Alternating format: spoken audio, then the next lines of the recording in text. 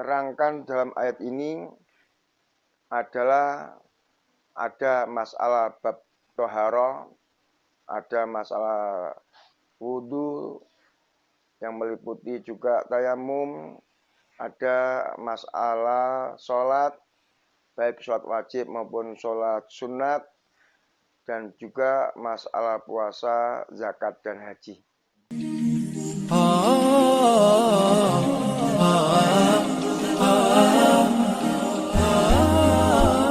Assalamualaikum warahmatullahi wabarakatuh. Alhamdulillah hamdan syakirin, hamdan na'imin, hamdan yuwafi ni'amahu wa yukafi'u mazidah. Ya Rabbana lakal hamdu kama yanbaghi li jalali wajhika wa 'azimi sultanik. Asyhadu an la ilaha illallah wahdahu la syarikalah wa asyhadu anna Muhammadan abduhu wa rasuluh wa ba'du.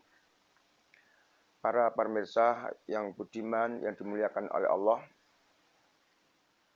pada malam hari ini saya akan membahas kitab Minhajul Muslim. Kitab sebagai pedoman orang-orang Islam. Kitab ini berisikan tentang akidah, akhlak, ibadah, dan muamalah. Dan kitab ini dikarang oleh seorang ulama yang bernama Abu Bakar Jabir Al-Jazairi. Para pemirsa, pada kajian Minhajul Muslim, saya mengambil bab tentang ibadah. Tidak mengambil tentang akidah, akhlak, atau muamalah, tapi saya lebih mengkhususkan masalah ibadah. Ibadah yang diterangkan dalam ayat ini adalah ada masalah bab toharoh, ada masalah wudhu yang meliputi juga tayamum, ada masalah sholat, baik sholat wajib maupun sholat sunat, dan juga masalah puasa, zakat, dan haji. Para pemirsa, bahwa kajian kami yang akan saya sampaikan adalah tentang ibadat. Kitab ibadah ini dijelaskan oleh Abu Bakar, yaitu di bab yang keempat. Al-Babur Rabi', bab yang keempat, fil ibadah, tentang ibadah. Al-Faslul Awal, pasal yang pertama, fit toharoti, tentang toharoh.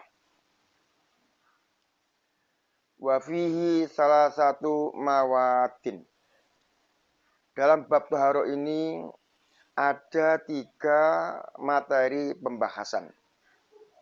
Jadi kita fokuskan dalam masalah ibadah ini, ada 3 materi yang harus kita bicarakan, yang harus kita bahas.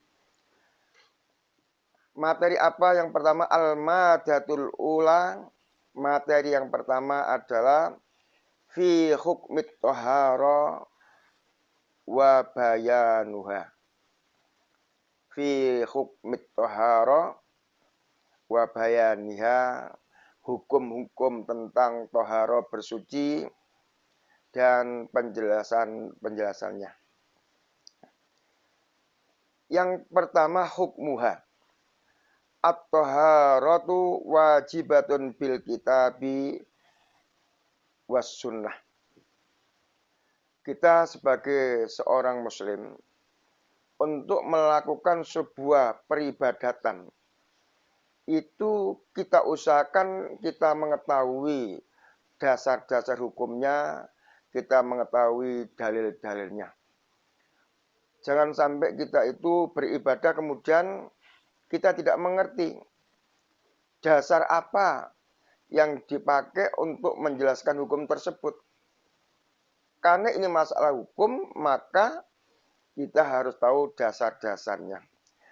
Oleh karena itu, hukmuha hukumnya at-thaharatu wajibatun.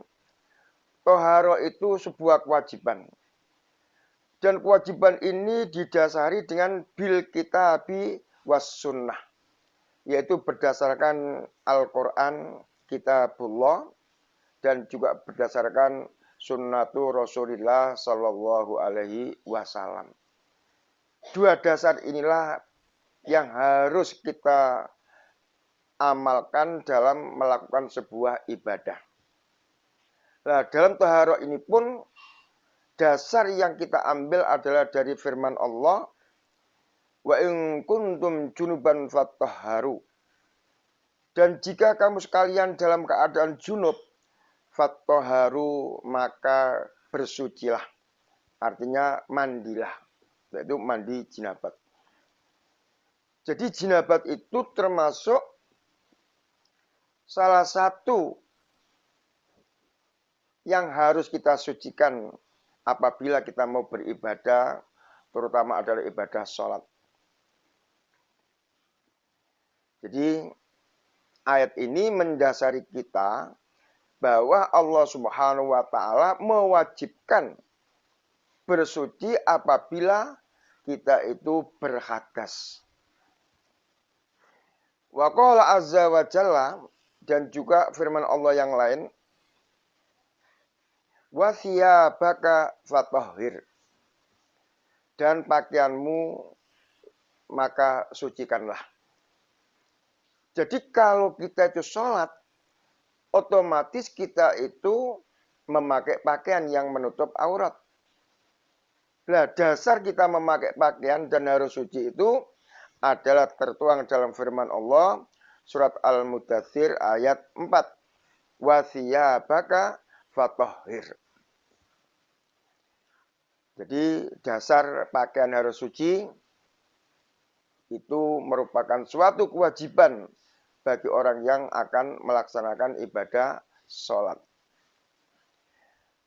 Dan juga firman Allah yang lain, wa qala subhana, innallaha yuhibbut tawwabin wa yuhibbul mutatahhirin. Sesungguhnya Allah itu menyukai kepada orang yang bertobat. Wa yuhibbul mutatahhirin, dan Allah itu menyukai kepada orang-orang yang bersuci. Al-Baqarah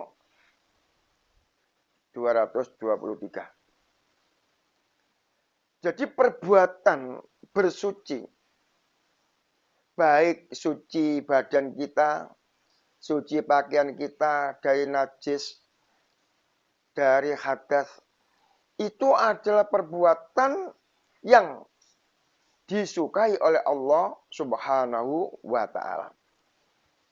Wa yuhibbul mutatahhirin.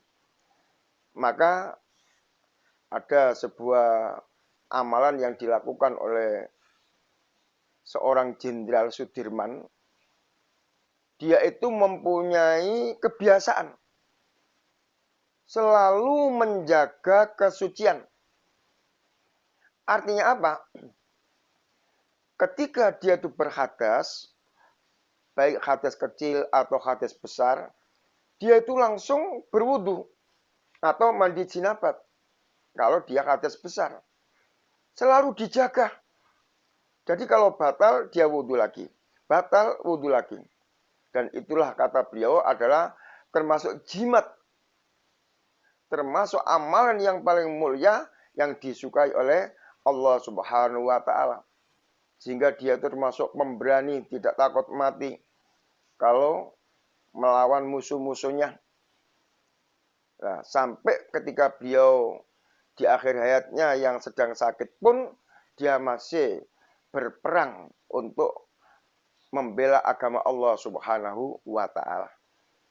Jadi amalan-amalan suci itu termasuk amalan yang yuhibbu Allah, disukai oleh Allah Subhanahu wa Ta'ala.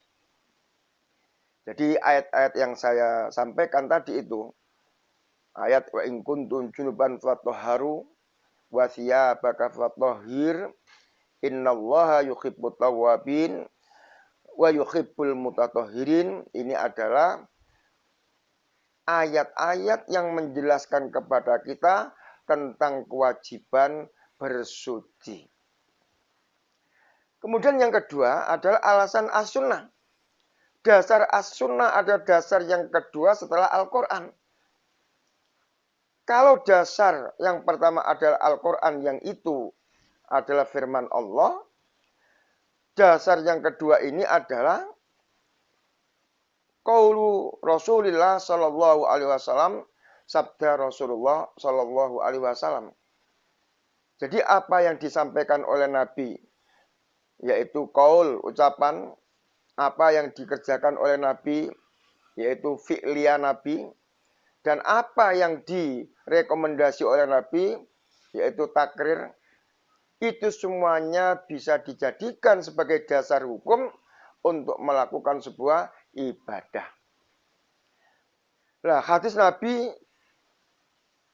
waqala Allah sallallahu alaihi wasallam miftahus shalah at-tahur, bahwa kuncinya sholat itu adalah suci. Berarti apa?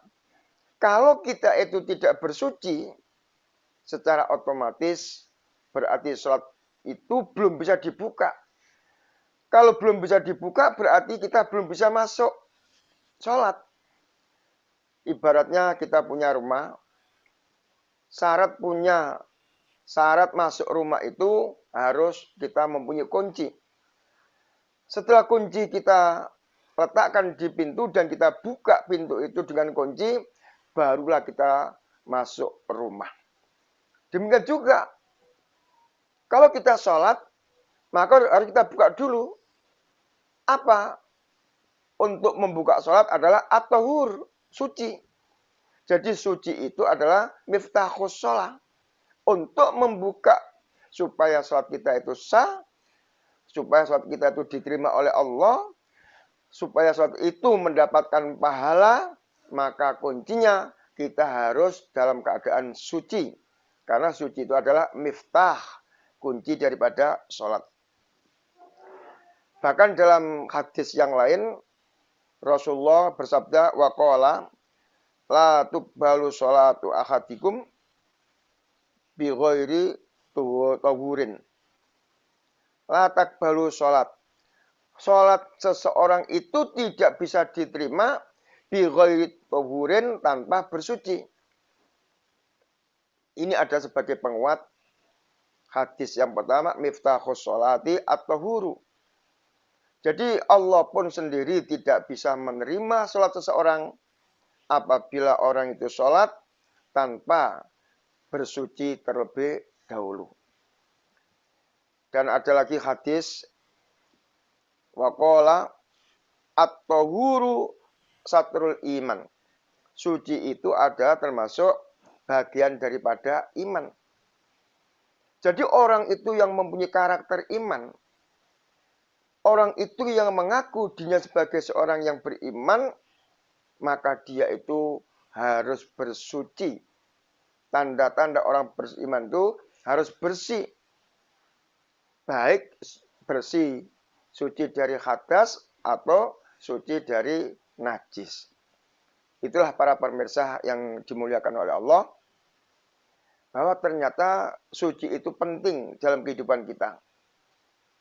Lebih-lebih kalau kita gunakan untuk beribadah kepada Allah Subhanahu wa Ta'ala, dan itu semua ada dasarnya, yaitu dari Al-Quran dan juga dari Al-Hadis.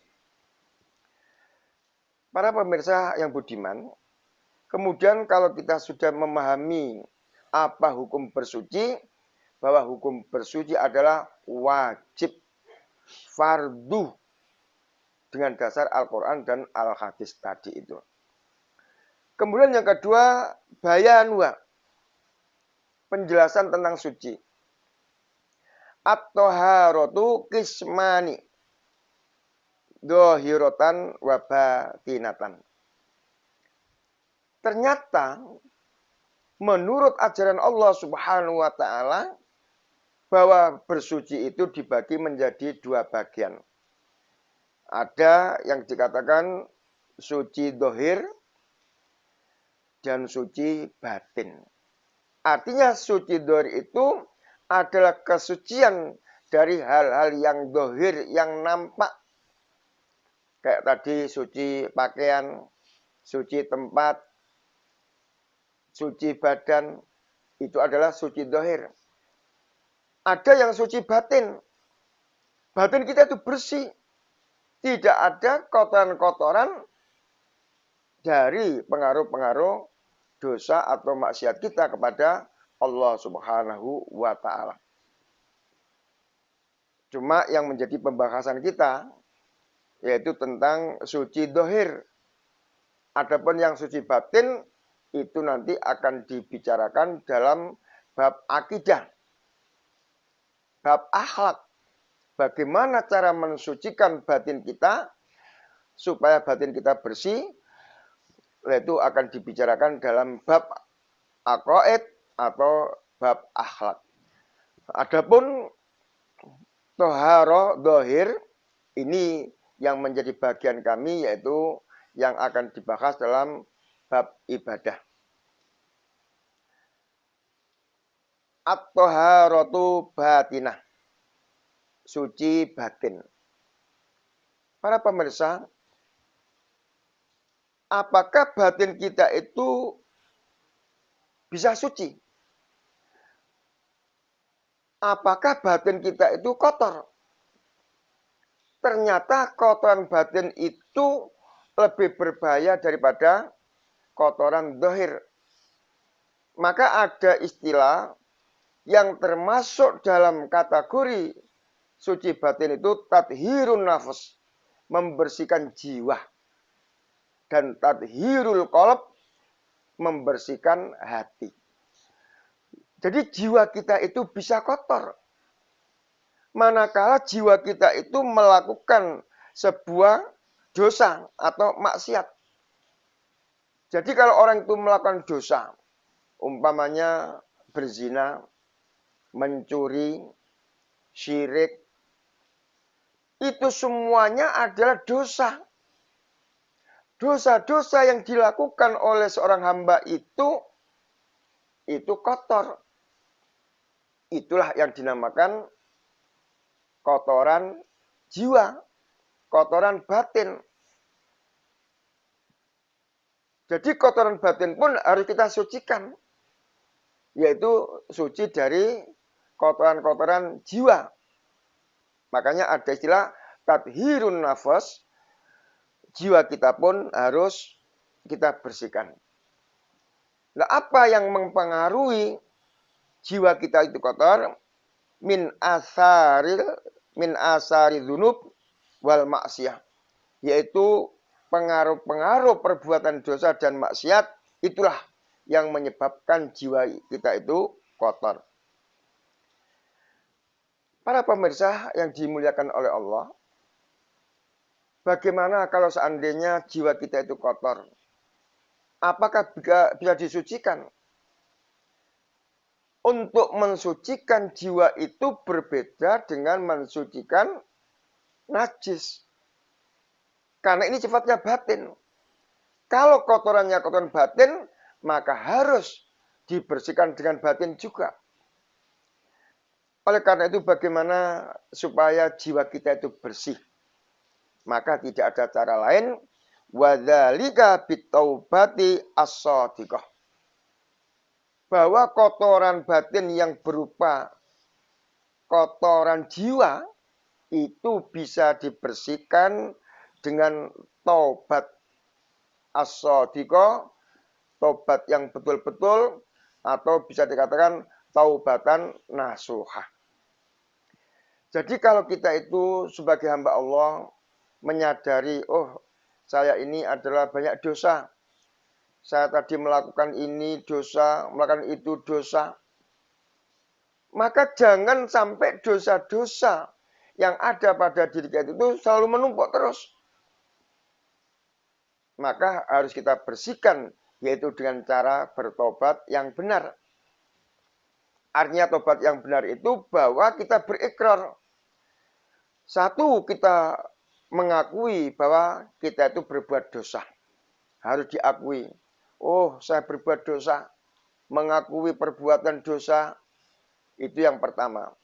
Yang kedua, mengakui bahwa perbuatan dosa itu bisa dihapuskan. Bisa dibersihkan. Dengan tobat, yaitu kita merasa jerah. Setelah kita pengakuan kita melakukan sebuah dosa dan salah, kemudian kita merasa jerah, kapok, gak elok jare wong Jawa. Wis aku kapok, gak elok, wis ora nglakoni maneh. Tapi jangan tobat shadiqah itu seperti orang yang makan sambel pedesen atau mungkin makan rujak yang terlalu pedas. Ketika makan rujak yang terlalu pedas dan ketika kita makan sambal yang pedas, kita mengatakan, wah sudah kapok. Sudah sekali ini saja, saya besok tidak makan rujak yang pedas lagi dan tidak makan sambal yang pedas lagi. Tapi ketika ada sambal dan ada rujak yang pedas, makan lagi. Itu yang namanya tobat sambal. Tapi kalau tobat beneran, wah sudah cukup sekali saja, saya makan lombok yang pedas, makan rujak yang pedas, makan sambal yang pedas, sudah tidak akan mengulang lagi. Itulah yang dinamakan tobat yang betul-betul. Jadi kita itu merasa jerah, kemudian kita sudah tidak akan melakukan lagi tentang perbuatan dosa yang pernah dilakukannya. Dan yang ketiga, tobat itu istighfar.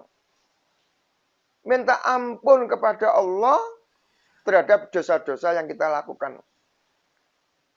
Jangan kita itu merasa, sudah terlanjur. Nggak usah minta maaf kepada Allah. Nggak usah istighfar. Jangan. Tapi kita harus berusaha. Karena kita sudah mengakui dosa yang kita lakukan.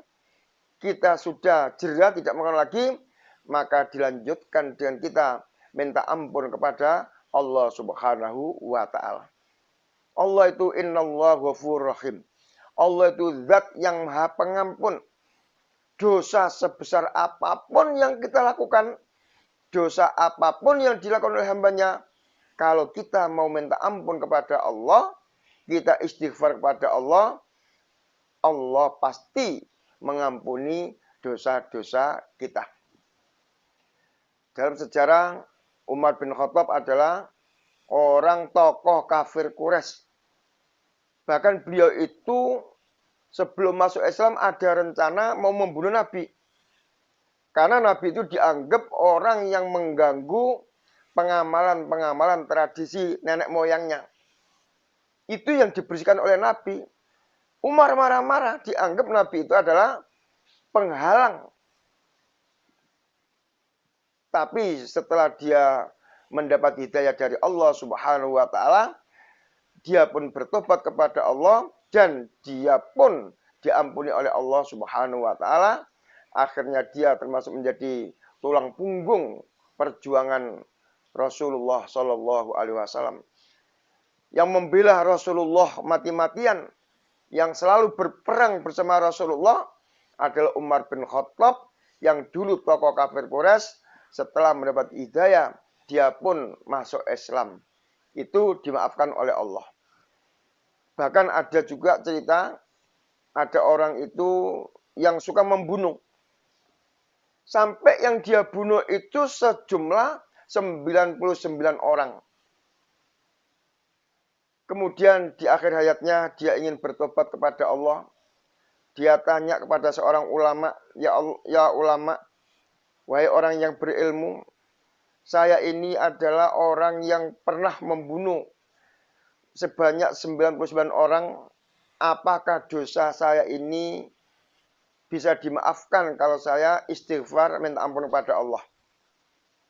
Ulama yang terakhir menjawab, bisa, sangat bisa sekali, dan Allah itu adalah maha pengampun. Di tengah perjalanan dia akan tobat itu, dia meninggal dunia. Bahkan terjadi perselisihan pendapat antara dua malaikat. Kata malaikat yang mencatat amal kejelekan, orang ini masuk neraka karena kejelekannya itu lebih banyak daripada kebaikannya. Malaikat yang satunya mengatakan, bukan. orang ini wajib masuk surga. Kenapa? Karena dia itu adalah husnul khatimah. Di akhir hayatnya itu dia ingin bertobat kepada Allah Subhanahu wa taala, ada niatan untuk baik, istighfar pada Allah. Akhirnya diputusi oleh Allah, udah. Karena dia itu niat yang baik, dia sudah ada keinginan untuk kembali kepada ajaran yang benar, maka akhirnya dia itu termasuk orang yang diampuni oleh Allah Subhanahu wa taala dan dia dimasukkan surga Allah Subhanahu wa taala karena dia ingin bertobat dan ketika mau bertobat mati dalam perjalanan. Para pemirsa yang dimuliakan oleh Allah, jadi kalau kita melakukan dosa, jangan kita itu merasa, nggak mungkin Allah itu mengampuni. Itu adalah paham yang keliru, paham yang salah. Betapa besarnya dosa kita. Baik itu dosa besar karena syirik, baik itu dosa besar karena berzina, baik dosa besar karena kita berani kepada orang tua.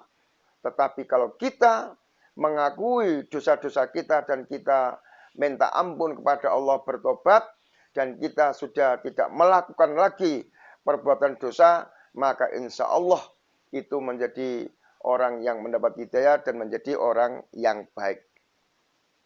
Jadi itu namanya kotoran yang termasuk kotoran jism, kotoran nafas. Kemudian maksiat demikian juga.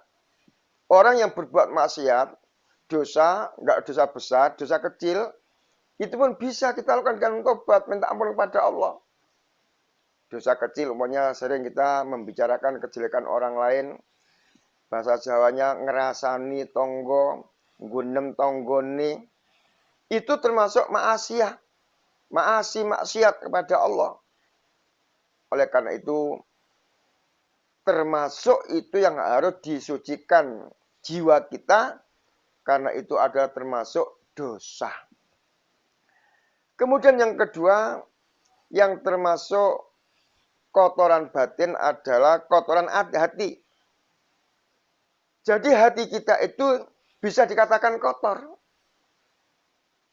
Apa yang menyebabkan hati kita itu kotor? Satu, min dari syirik, yaitu ada kotoran-kotoran syirik.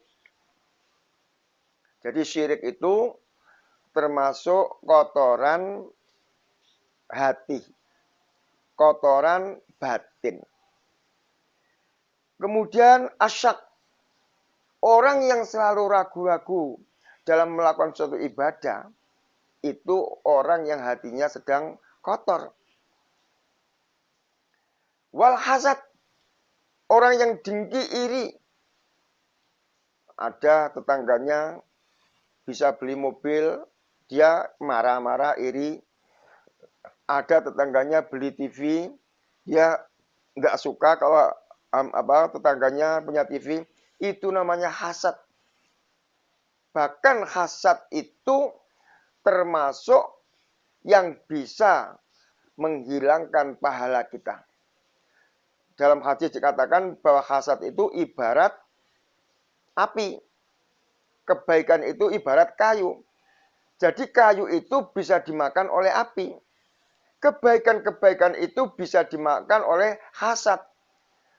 Jadi kebaikan-kebaikan yang kita kumpulkan, kemudian kita itu hasad atau hasud, iri, dengki, itu kebaikan kita itu bisa digerogoti oleh hasad kita dan habislah sudah kebaikan kita itu. Al-ghil, menipu. Orang yang ahli nipu, orang yang ahli bucui. Banyak orang-orang itu yang kadang-kadang dia tidak merasa kalau hatinya itu kotor. Dikotor karena ghil, penipuan-penipuan. Contoh umpamanya orang menimbang. Supaya umpamanya ada orang itu jualan, kemudian supaya dia dapat beruntung, maka timbangannya itu diatur. Apanya? Bokornya yang ditempati barang itu ditambahi bobot, apa ditambahi besi, apa ditambahi paku. Supaya apa? Bobotnya itu berat. Sehingga yang mestinya 1 kilo, belum sampai 1 kilo itu karena dibantu oleh besi, maka bobotnya menjadi 1 kilo. Itu adalah ghil. Ada lagi, kalau orang menjual barang-barang yang bagus diletakkan di atas, supaya orang yang beli itu tertarik, tetapi yang jeleknya di bawah, ini juga penipuan. Banyak sekali orang-orang para pedagang itu, supaya lebih banyak untungnya, kemudian dia membuat cara-cara bagaimana mendapat untung yang banyak. Perlu diketahui dengan cara-cara yang seperti itu ada dengan cara yang haram. Dan itu tidak akan membawa berkah. Tidak ada barokahnya kalau kita itu untung.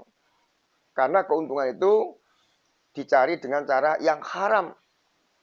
Bahkan dalam hadis Nabi pun diancam, kalau ada orang itu makan barang haram, umpamanya ada uang dari hasil haram, kemudian dibelikan makanan, dan makanan itu dimakan, makanan yang dimakan itu bisa menjadi daging, maka kata Nabi, kullu lahmin nabata min haram, fannaru aulabi. Barang siapa yang ada dalam tubuhnya, itu ada daging dari barang haram, Rasulullah mengancam fannaru aulabi. Maka orang itu lebih berat masuk neraka. Masya Allah. Naudzubillah min dalik. Ancamannya berat neraka. Bukan main. Apalagi kalau barang haram ini diberikan untuk anak kita, untuk makan anak kita. Jangan harapkan anak kita itu menjadi anak yang baik. Mungkin kalau ada anak-anak yang nakal itu, ada yang disebabkan karena anak ini sering diberi makan makanan yang haram oleh orang tuanya. Makannya tidak barokah. Jadi anak yang nakal, anak yang susah diatur dan sebagainya, itu adalah akibat daripada makan barang yang hasil penipuan. Wal kibir, sombong, ujub, waria, kemudian sum'ah. Ini adalah termasuk penyakit-penyakit kotoran-kotoran hati kita. Lah apakah kotoran hati ini bisa dibersihkan? Bisa. Kenapa enggak bisa? Umpamanya kalau ada orang itu ada kotoran syirik. Bisa dibersihkan. Dengan apa? Cara ikhlas. Bahwa apa yang dilakukan itu adalah ikhlas semata-mata karena Allah. Membersihkan Allah.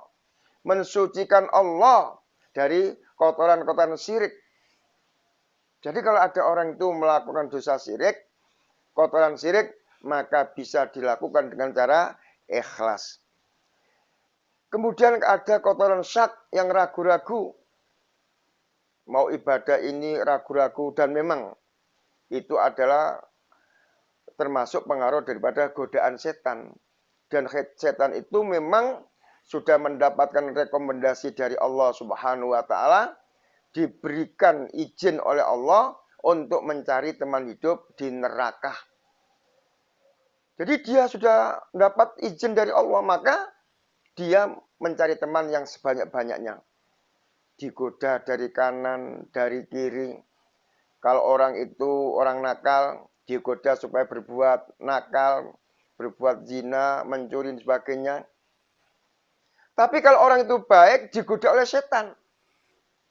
Supaya dalam beribadah itu dia selalu was-was, supaya dia itu ragu-ragu.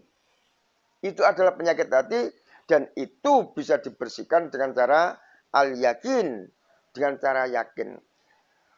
Maksudnya apa yakin? Bahwa apa yang dilakukan itu adalah benar. Yakin bahwa apa yang dilakukan itu diterima oleh Allah. Yakin bahwa apa yang dilakukan itu adalah sesuai dengan syariat Allah.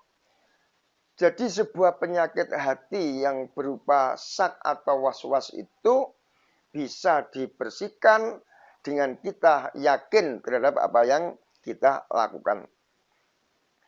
Kemudian hasad, hasud, iri hati, itu juga bisa dibersihkan dengan hubul khair, mencintai kebaikan. Kalau ada orang itu diberikan rezeki oleh Allah, kita senang. Kita nggak perlu hasad, nggak perlu iri. Ikut gembira. Ada tetangganya punya mobil, alhamdulillah. Tangga saya punya mobil, mungkin dengan dia punya mobil, nanti suatu waktu kami butuhkan, bisa dimanfaatkan, bisa, itulah hubul khair. Kemudian penyakit hati yang berupa penipuan, itu harus diobati dengan asidqu, kejujuran. Kata Rasulullah, inna sidqa yahdi ilal birri wal birra yahdi ilal jannah.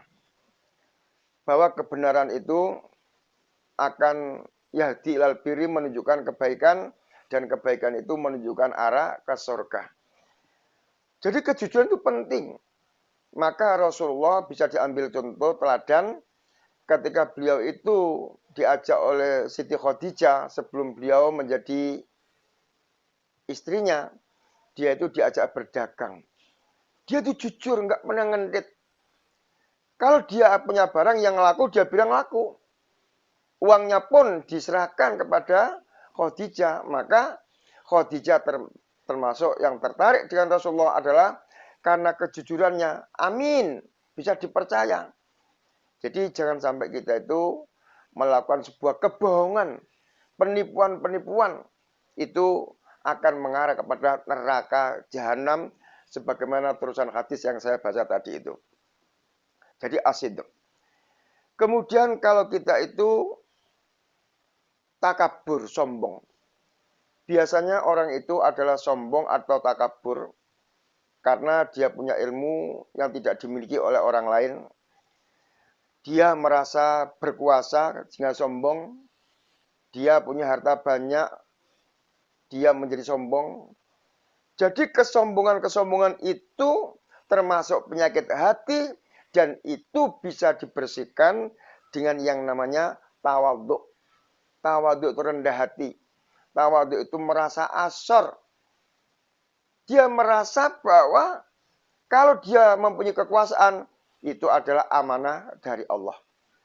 Kalau dia diberi uang banyak, itu juga titipan Allah. Kalau kita sadar, oh saya punya uang sekian, ini adalah titipan Allah. Oh saya dipercaya untuk menjabat, menjadi penguasa, menjadi presiden, menjadi gubernur, bupati, menjadi camat, kepala desa, dan sebagainya. Ini adalah jabatan amanah. Harus tawadhu. Jangan merasa sombong. Kemudian melakukan seenaknya saja. Mendolimi orang. Itu namanya orang yang penyakitnya tambah berat. Maka harus diobati dengan at-tawadhu. Kemudian ada lagi penyakit-penyakit seperti riya, sum'ah. Ya, sum'ah, riya. Riya itu ada termasuk penyakit hati, yaitu orang yang melakukan ibadah, kepingin dilihat oleh orang, kepingin dipuji oleh orang.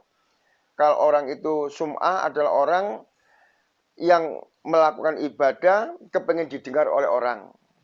Contohnya, ada orang itu yang membantu masjid, kemudian dia minta supaya diumumkan oleh takmir. Ketika diumumkan, orang-orang sama heran.